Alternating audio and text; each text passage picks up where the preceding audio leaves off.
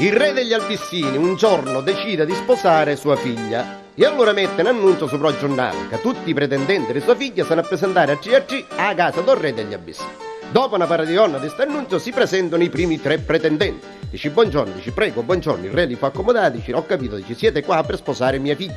Dice mia figlia è una sola, io la devo dare solo a uno. Guarda siete ci, allora dice ora che facciamo? Non ammazziamo a coppa cosa la pigliare? No, che c'entra? Facciamo una specie di gara d'appalto, quella che arriva prima ci rugna a mia figlia in sposa. Dice che cosa consiste questa gara d'appalto? Dice niente, consiste che entro 10 giorni a chi mi porta più palle di ping pong sarà lo sposo di mia figlia. Entro 10 giorni, dice entro 10 giorni. Perciò i 10 giorni erano picche e scapparono, correvano il capo, correvano il dago, correvano da banna. Una mattina sto re rapena Venezia e vire in dirri chino di palle di ping pong.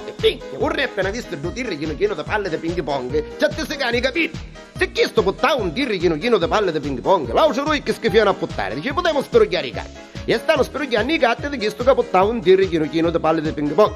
Mentre stanno sperugliando i gatti di questo che puttava un dirri chino di palle di ping pong, all'8° giorno si presenta il secondo pretendente che puttava 40 apparecchi chini di palle di ping pong che ci furriavano sopra la casa del re. O re ci stava cascando a testa in terra.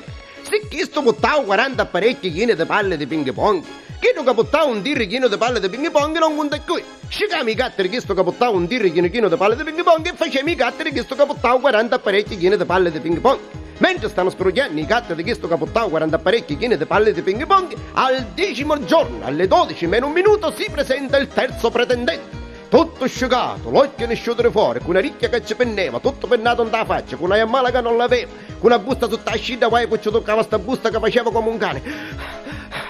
Guai arriva davanti a casa del re, un re ovino lo fa accomodare e dice che cosa desiderate? Come che cosa desidero? Sogno che sa maritare con vostra figlia.